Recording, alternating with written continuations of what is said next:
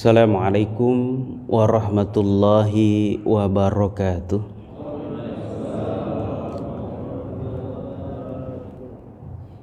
Alhamdulillah. Alhamdulillahilladzi la ilaha illa huwa alimul ghaibi wasyahadah. Huwa rahmanur rahim. Huwallahul ladzi la ilaha illa huwal malikul quddus. Assalamul mu'min al-muhaiminul azizul jabbarul mutakabbir. Subhanallahi amma yusyrikun. Ashhadu an la ilaha illallah wahdahu la syarikalah wa ashhadu anna Muhammadan abduhu wa rasuluh.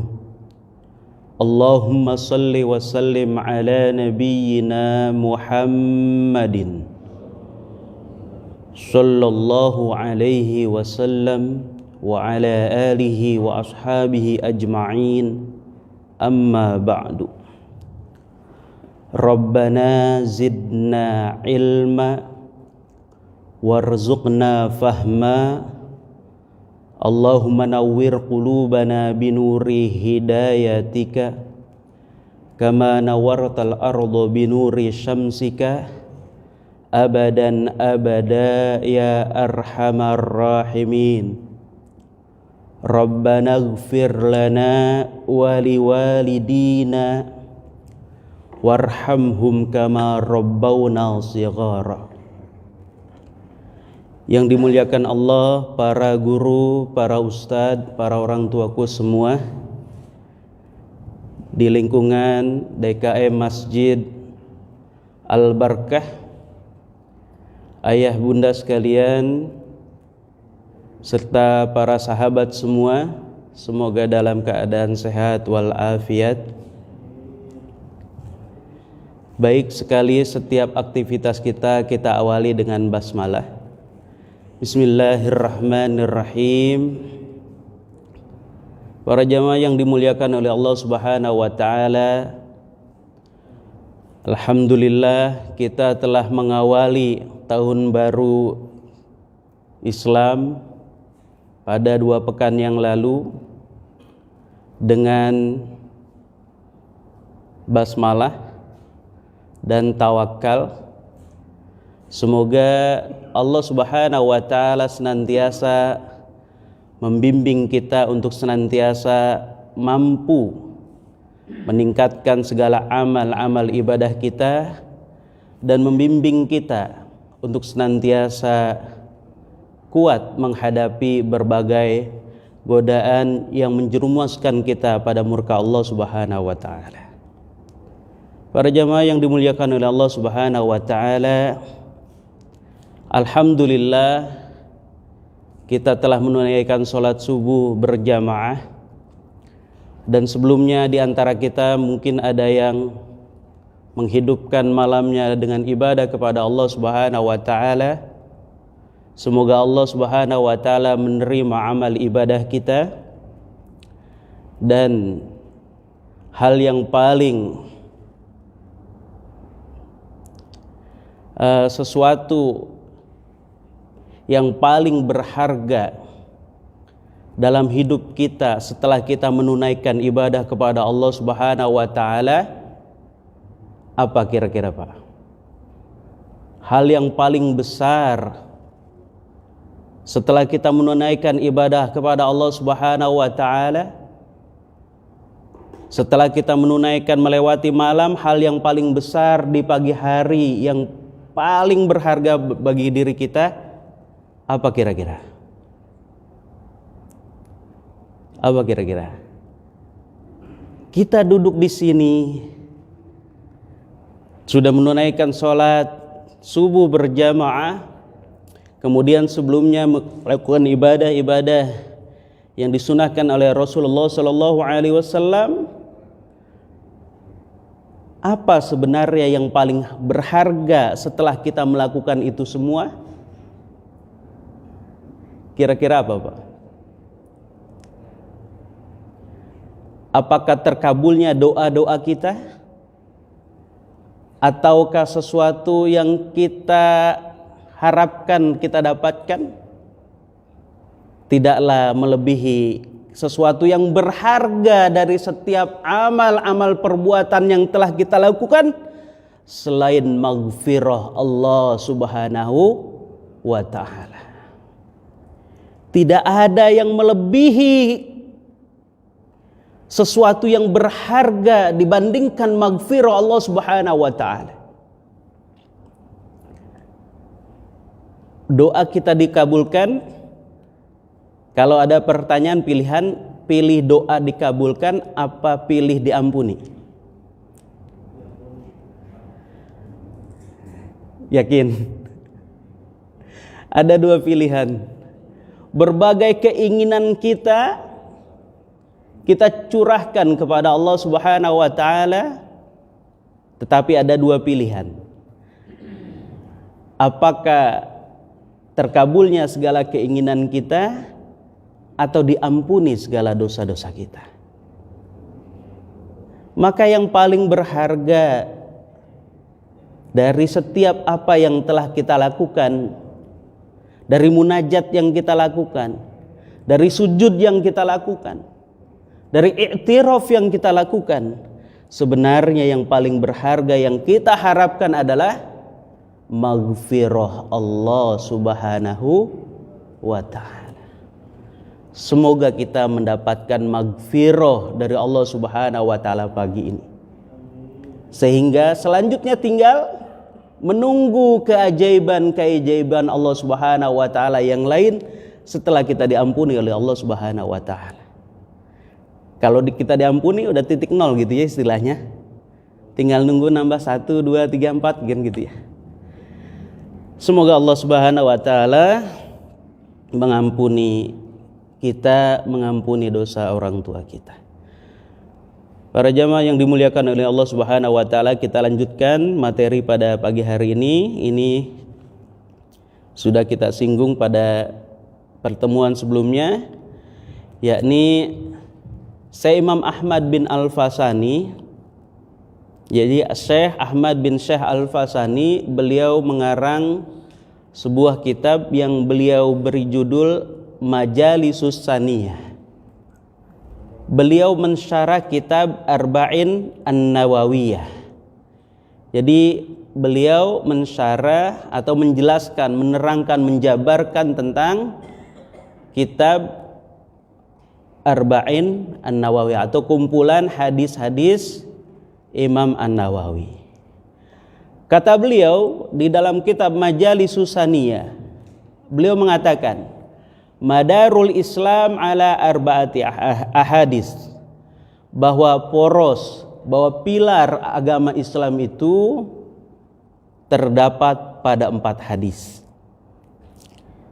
Beliau mengatakan, siapa yang melaksanakan atau mengamalkan hadis atau 4 hadis ini, berarti kata beliau telah melakukan kesempurnaan agama. Siapa yang melakukan atau melaksanakan apa yang dianjurkan oleh Rasulullah SAW sesuai dengan keempat hadis tersebut, maka dia telah menunaikan kesempurnaan agama. Fakul wahid minha rub'ul Islam. Beliau mengatakan setiap hadis tersebut, satu dari hadis tersebut masing-masing memiliki atau merupakan 1/4 dari inti ajaran Islam.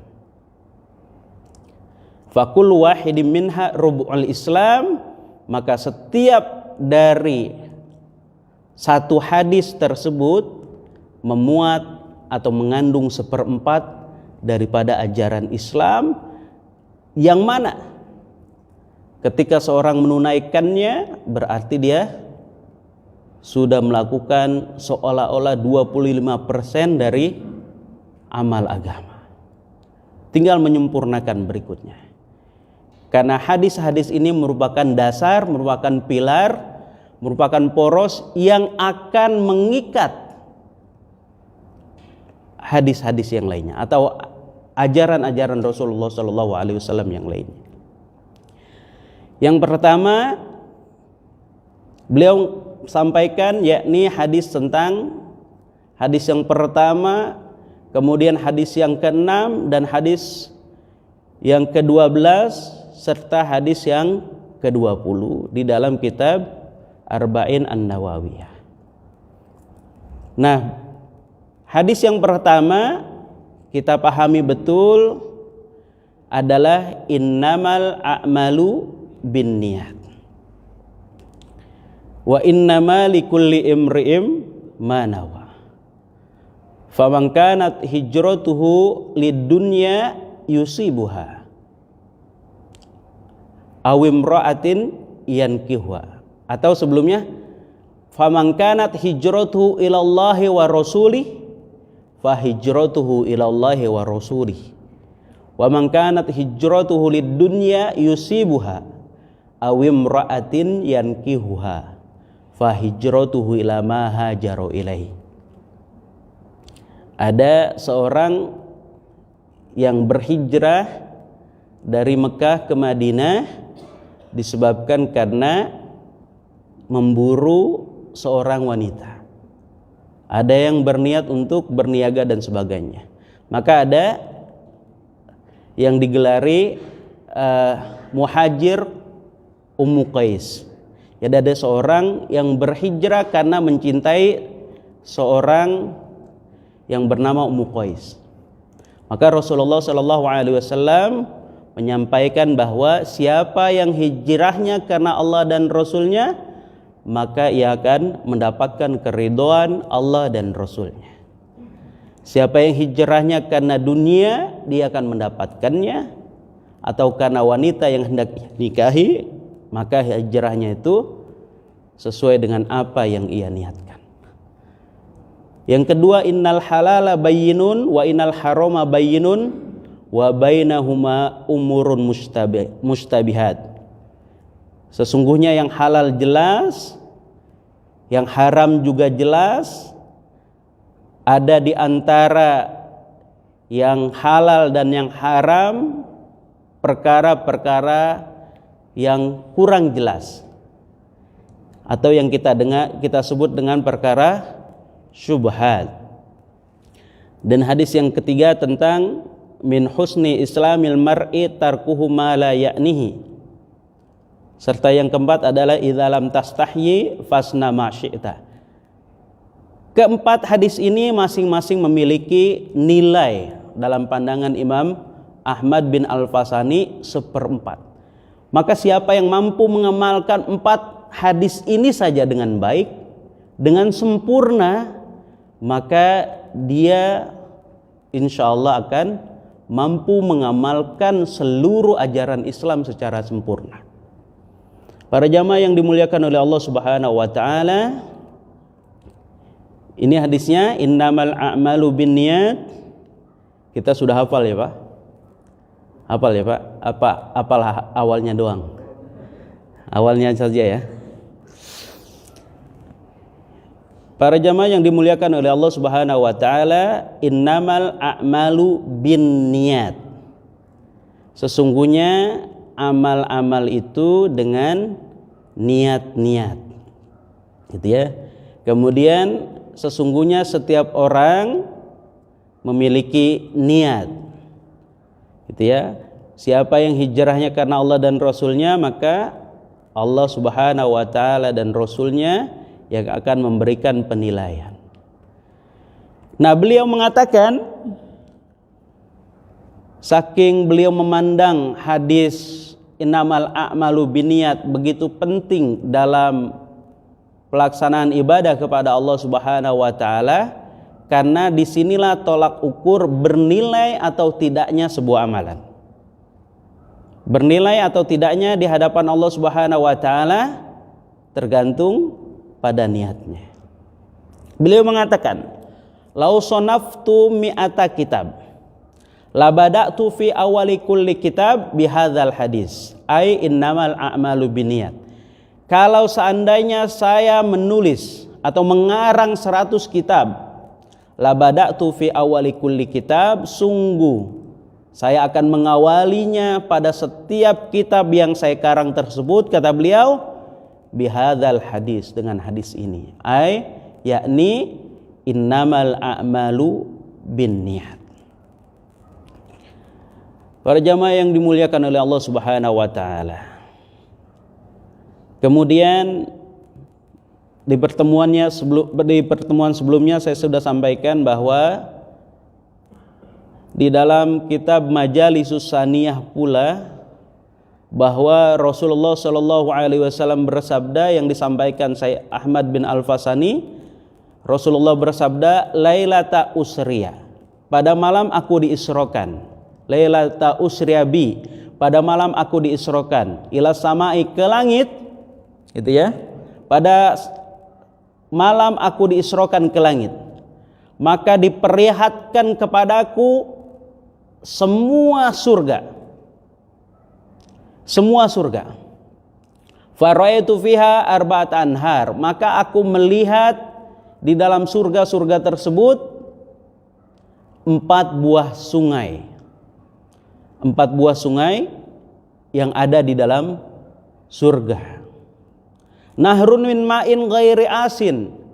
Yang pertama, sungai dari air yang min ghairi asin, dari air yang tidak keruh, dari air yang jernih, gitu ya. Wa nahrun min labanin lam yataghayyar ta'mu, dan yang kedua adalah sungai dari susu yang tidak berubah rasanya. Wa nahrun min khamrin ladzatil lisyaribin, maaf kurang titik saya belum perbaiki ya. Wa nahrun min khamrin ladzatil lisyaribin, dan yang ketiga adalah sungai dari khamr yang lezat rasanya bagi para peminumnya. Wa nahrun min asalim musaffa, dan yang keempat adalah sungai dari madu yang jernih. Bisa dilihat pada surat Muhammad ayat 15. Mathalul jannatil lati wu'idal muttaqun, perumpamaan surga yang dijanjikan kepada orang yang bertakwa, fiha anharum mimma'in ghairi asin, di dalam surga-surga tersebut terdapat sungai-sungai, yang pertama dari air yang tidak keruh, wa anharum min labanin lam yataghayyar ta'mu, dan sungai-sungai dari susu yang tidak berubah rasanya, wa anharum min khamrin ladzatil lisyaribin, dan sungai-sungai dari khamr yang lezat rasanya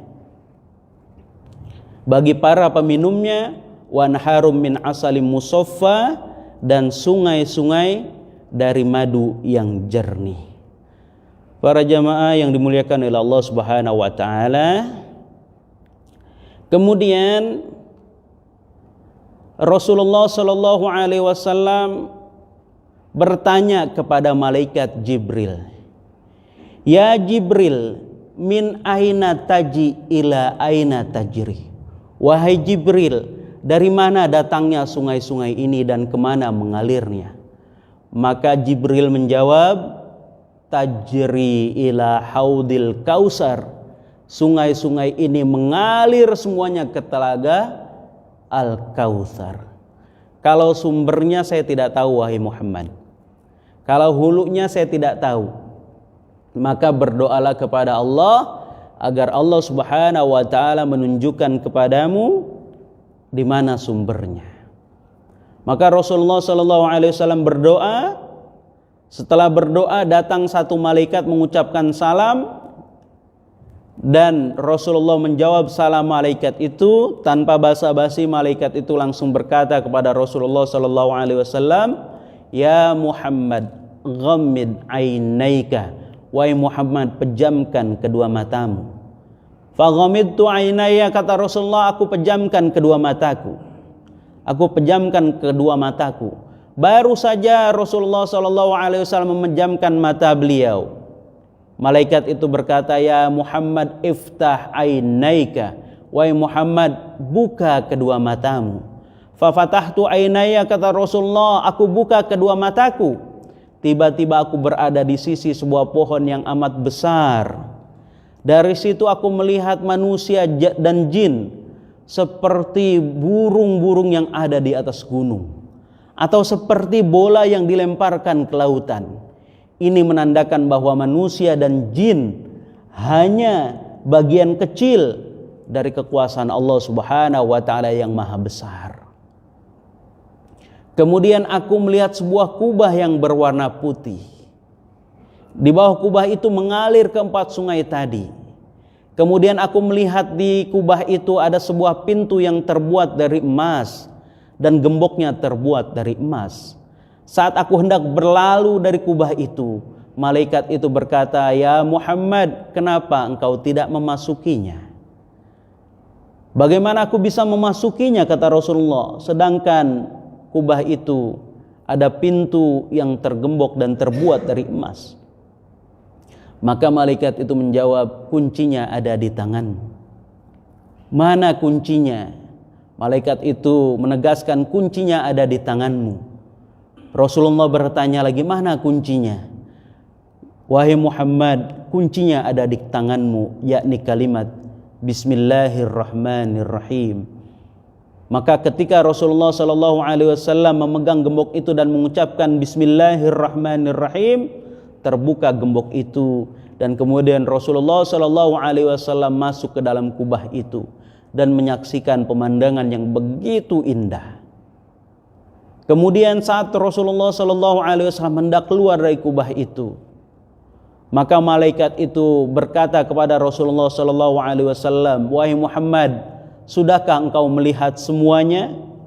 Maka Rasulullah menjawab, "Ya, saya sudah melihat semuanya."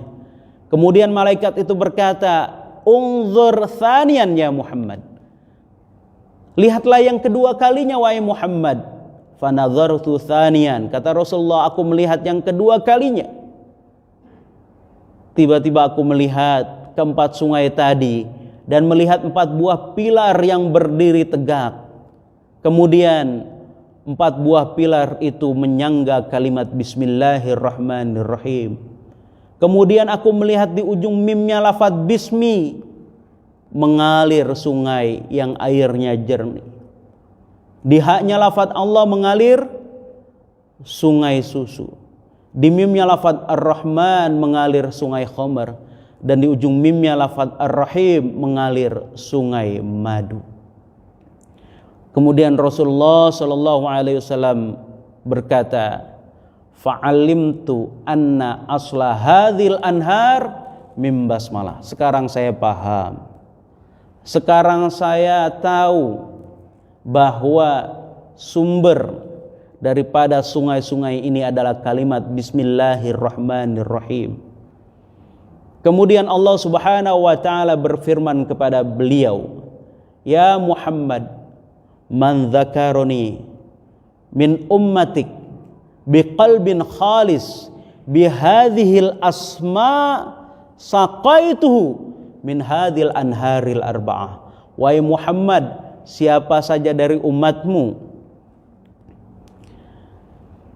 yang mengawali setiap pekerjaannya, setiap perbuatannya bihadhil asma, dengan kalimat-kalimat ini, yakni Bismillahirrahmanirrahim, dan ikhlas mengharapkan ridhaku, kata Allah, saqaituhu min hadhil anharil arba'ah, maka kelak dia akan aku minumkan dari ke-4 sungai ini.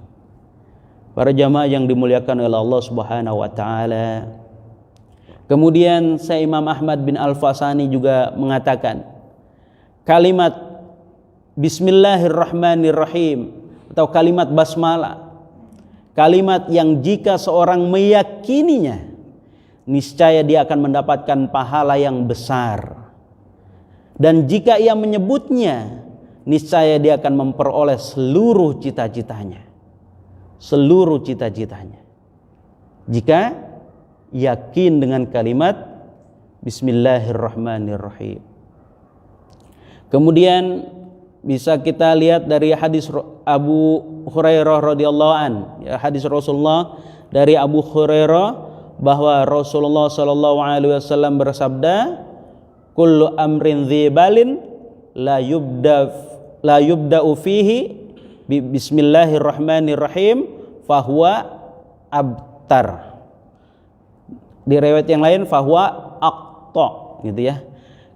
Setiap perkara penting yang tidak dimulai dengan bismillahirrahmanirrahim, maka amal tersebut terputus dari keberkahan. Para jamaah yang dimuliakan oleh Allah Subhanahu wa taala, kemudian Abu Hurairah juga menyampaikan hadis Rasulullah sallallahu alaihi wasallam yang di lafaz yang lain tadi saya katakan, kullu amrin dzibalin la yubda'u fihi bilhamdi aqta. Kalau ini perkara yang tidak disertakan dengan hamdalah, maka ini juga terputus. Maka awali dengan basmalah, tutup dengan hamdalah. Para jamaah yang dimuliakan oleh Allah Subhanahu wa taala, kemudian Imam Ahmad bin Al-Fasani juga menjelaskan bahwa tentang basmalah ini bisa beliau sampaikan, wa qalat Bilqis ya ayyuhal mala'u inni ulqiya ilayya kitabun karim, kata Ratu Balqis ketika mendapatkan surat dari Nabi Sulaiman alaihissalam. Pada surat An-Naml ayat 30, bunyi atau isi dari surat tersebut adalah innahu min Sulaiman wa innahu bismillahirrahmanirrahim. Lam yaqra'aha Sulaiman illa khada'a lahu kulla syai'in. Nabi Sulaiman tidak akan melakukan sesuatu kecuali telah mengawalinya dengan bismillahirrahmanirrahim. Jadi Nabi Sulaiman katanya mukjizatnya tongkat ya. Ternyata amalannya bismillahirrahmanirrahim. Mukjizatnya Nabi Sulaiman bisa bicara dengan binatang dan sebagainya gitu ya. Tetapi semuanya itu ternyata amalannya adalah bismillahirrahmanirrahim gitu ya.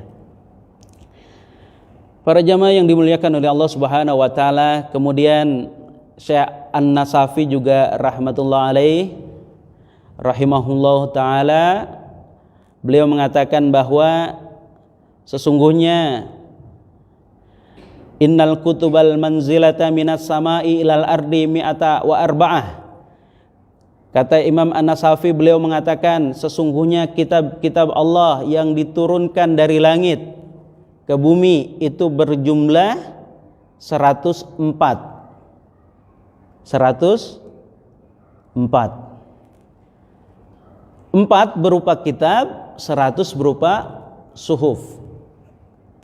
Nabi Sis mendapatkan 60 suhuf. Nabi Ibrahim 30 suhuf. Nabi Musa 10 suhuf plus kitab Taurat. Kemudian Nabi Daud Zabur, Nabi Isa Injil, kemudian Nabi Muhammad Al-Quran. Benar nggak 104 jumlahnya Pak? 60, 30, 101, 104 ya. Para jamaah yang dimuliakan oleh Allah Subhanahu wa taala. Beliau mengatakan, Imam An-Nasafi mengatakan bahwa wa ma'ani kullul kitab majmu'atun fil Qur'an.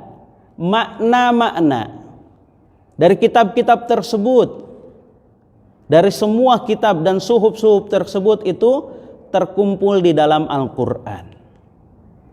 Dan makna-makna Al-Quran terkumpul di dalam Al-Fatihah, serta makna-makna Al-Fatihah terkumpul dalam basmalah. Beliau lebih menjelaskan lagi, makna-makna basmalah terkumpul dalam huruf ba, dan makna ba terkumpul pada titiknya, dan titiknya menandakan bahwa ketunggalan Allah Subhanahu wa ta'ala. Maka kalau di thariqah tertentu zikirnya kadang cuma gitu aja Pak ya. Ya. Allah, Allah, Allah gitu ya. Dan sebagainya. Karena dianggap sudah mewakili itu. Para jamaah yang dimuliakan oleh Allah Subhanahu wa taala. Kemudian Imam An-Nasafi juga menjelaskan huruf basmalah itu ada berapa Pak? Pernah ngitung enggak Pak? Ada 19 ya. Coba dihitung lagi Pak. Ada 19, alaiha tis'ata asyar. Kemudian firman Allah Subhanahu wa taala juga di dalam Al-Qur'an mengatakan bahwa di neraka itu ada 19 penjaga. Gitu ya. Jadi kemudian Ibnu Mas'ud mengatakan, faman arada ayunjiyahullahu ta'ala minaz zabaniyah falyaqulha liyaj'alallahu bikulli harfin junnah. Bikulli harfin junnah. Siapa yang menginginkan terhindarnya dari malaikat zabaniyah, malaikat penjaga, salah satu dari penjaga neraka, falyaqulha, maka hendaklah dia mengucapkan selalu bismillahirrahmanirrahim, liyaj'alallahu bikulli harfin junnah. Semoga Allah Subhanahu wa taala menjadikan setiap huruf dari bismillahirrahmanirrahim adalah perisai dari 19 malaikat penjaga neraka. Ayah bunda yang dicintai oleh Allah Subhanahu wa taala, terkait dengan niat, Imam Ahmad bin Al-Fasani juga menjelaskan di dalam kitab Majalisus Saniyah, beliau sampaikan bahwa seseorang datang hadap Allah Subhanahu wa taala dengan amalan pahala setinggi gunung. Dengan amalan pahala setinggi gunung. Kemudian Allah Subhanahu wa taala berfirman pada segenap manusia, wahai segenap manusia, siapa saja yang ketika di dunia memiliki tanggungan terhadap orang ini, datang ke sini, ambil pahalanya. Kemudian berbondong-bondong orang datang menghampirinya. Ada yang pernah di dunianya dizolimi, ada yang hutangnya belum dibayar, ada yang difitnah, ada yang digibah, ada yang macam-macam. Terzolimi orang-orang itu ketika di dunia, maka mereka mengambil pahala tersebut. Kemudian orang tersebut dikatakan fakana hayron, kemudian dia menjadi bingung karena sebelumnya membawa pahala yang begitu banyak, kemudian habis begitu saja. Dalam hadis yang lain dikatakan bahwa dia adalah orang yang muflis, orang yang rugi, orang yang bangkrut, gitu ya. Orang yang bangkrut membawa pahala kemudian habis. Ada pahala yang kita tanpa sadari bisa pindah, Pak. Atau dosa. Ketika kita di dalam hati kita merasa lebih baik pada seseorang. Ketika kita merasa bahwa diri kita hebat daripada orang. Jangankan diomongin, Pak. para salafus soleh, jangankan diomongin, kita menuduh saja, bersuuzon saja bisa jadi tertukar itu. Ya. Para jamaah yang dimuliakan oleh Allah Subhanahu wa taala. Kita lanjut pada kisah tadi, fakana hayron, maka dia menjadi bingung. Dalam kondisi bingung, gitu ya. Kalau saya boleh bertanya, Pak, gitu ya. Pernah nggak di dalam hidup ini mengalami tidak memiliki uang sama sekali? Pernah ya?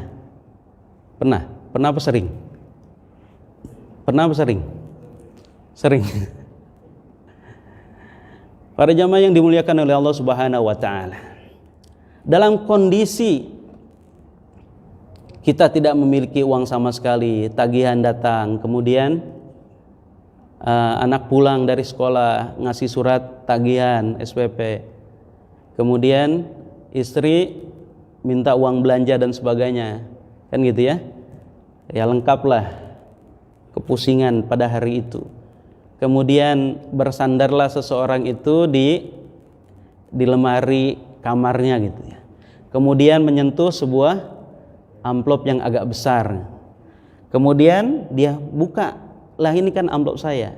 Ternyata beberapa tahun dia setiap gajian itu diselipkan di situ. 500.000, 1 juta gitu ya. Diselipkan di situ. Karena satu hal, lupa beberapa bulan belakangan. Lupa. Kira-kira menemukan hal yang seperti itu gembira atau tidak, Pak? Dari permasalahan. Apa yang dilakukan kira-kira? Yang pertama kali, bayar SPP apa beli kuota? Beli kuota kayaknya. Para jamaah yang dimuliakan oleh Allah Subhanahu wa taala. Fakana heron, maka dia menjadi bingung. Dalam kondisi yang bingung seperti itu, karena pahalanya habis, Allah Subhanahu wa taala dengan penuh kasih sayang menyapanya. Abdi laka kanzun indi. Wahai hambaku, sesungguhnya engkau memiliki tabungan di sisiku. Gembira dia. Apa itu ya Allah? Niyatuka. Kata Allah Subhanahu wa taala, niatmu ketika di dunia engkau sering berniat karenaku, maka aku simpan niatmu itu dalam kanzun, kata Allah Subhanahu wa taala.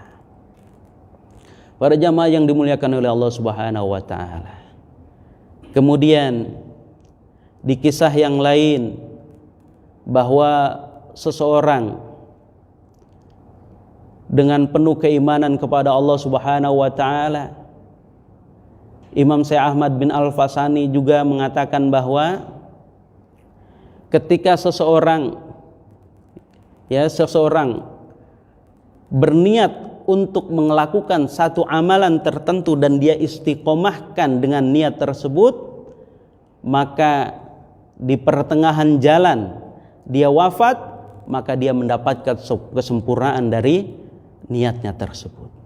Para jamaah yang dimuliakan oleh Allah Subhanahu wa taala, itu sekilas tentang mari kita niatkan karena Allah Subhanahu wa taala setiap amal kita, dan jangan lupa mengawali setiap amal kita dengan basmalah. Kemudian semoga dengan mengamalkan, menyertakan niat karena Allah Subhanahu wa taala dan mengawali setiap amal perbuatan kita dengan basmalah, maka kita telah melakukan rubu'ul Islam, 1/4 dari pilar agama Islam. Selanjutnya hadis yang berikutnya adalah innal halala bayyinun wa innal harama bayyinun wa bainahuma umurun mustabihat la ya'lamuhunna katsirum minan nas. Sesungguhnya halal itu jelas, haram itu jelas, dan di antara halal dan haram itu ada perkara yang kita sebut dengan mustabihat atau perkara yang subhat, yang belum jelas halal dan belum jelas haramnya. Kebanyakan manusia tidak mengetahui perkara ini. Kebanyakan kita bahkan melalaikan perkara ini.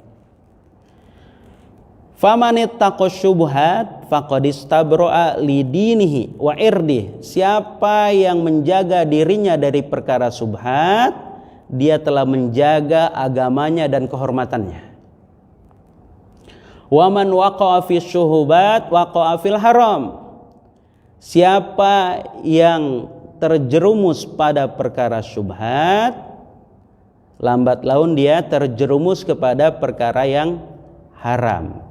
Karoi yar'a haulal hima, seperti pengembala yang mengembalakan hewan ternaknya di perbatasan tanah larangan. Yusiku ayar ta'afihi Allah wa inna likulli malikin hima ala wa inna himallahi maharimuhu ala wa inna fil jasadi mudghah wa idza saluhat saluhal jasadu kullu wa idza fasadat fasadal jasadu kullu ala wahyal qalb. Jadi para jamaah yang dimuliakan oleh Allah Subhanahu wa taala, siapa yang menjaga dirinya dari perkara yang syubhat, maka dia telah menjaga agama dan harga dirinya. Seperti diibaratkan seseorang yang mengembalakan di tanah yang sebelahnya itu tanah milik orang lain. Maka kalau dia tidak menjaga ternaknya dengan baik, maka ternak itu bisa jadi memakan rerumputan, dedaunan gitu ya, dari milik orang lain. Maka ada gambar itu saya dapat dari teman, seorang ya mengembalakan kambing, dikasih kotak nih sama dia, dikasih pagar dan giringannya pakai pagar. Orang menganggapnya bahwa takut amat sih kambingnya lari gitu ya, kok sebegitunya gitu ya. Maka ketika ada orang yang bertanya, dia menjawab, saya khawatir kambing saya ini tidak bisa saya jaga. Menggiring kambing, khawatir kambing saya ini di jalan, sambil berjalan ini memakan dedaunan milik orang lain. Para jamaah yang dimuliakan oleh Allah Subhanahu wa taala.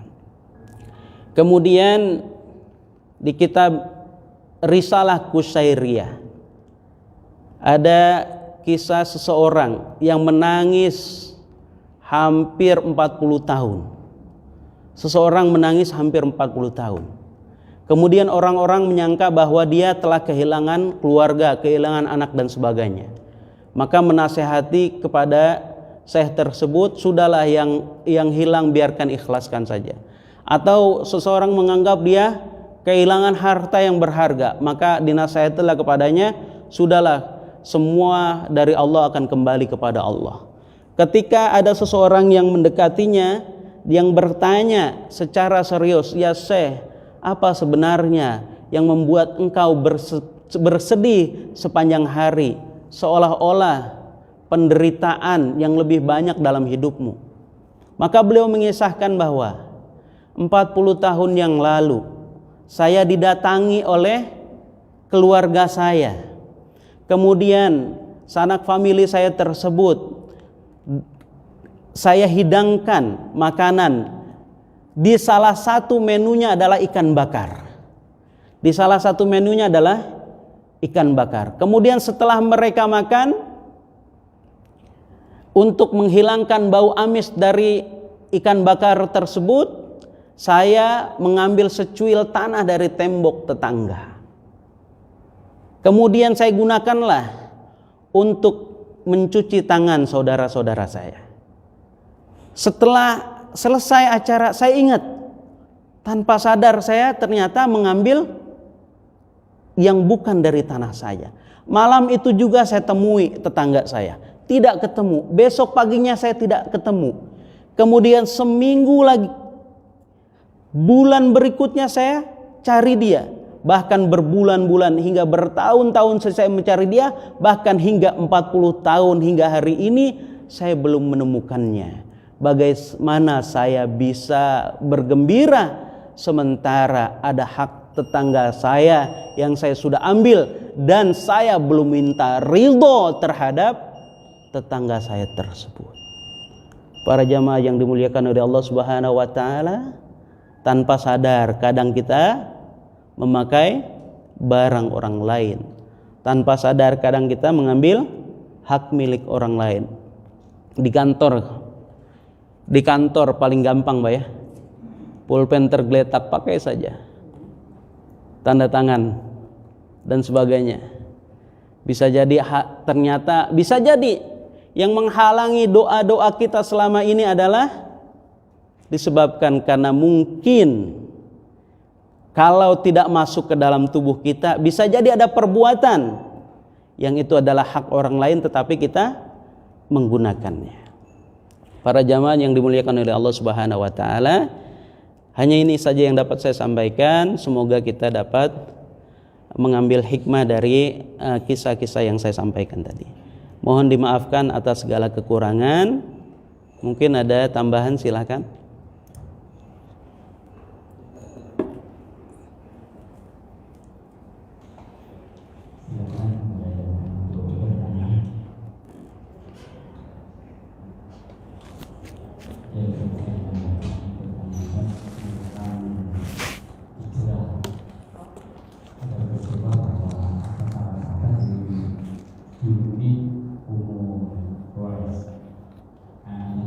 Muhajir Ummu Qais.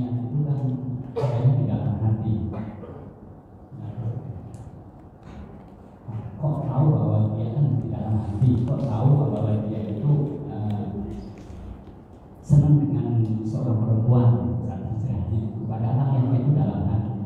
Ini mohon penjelasannya.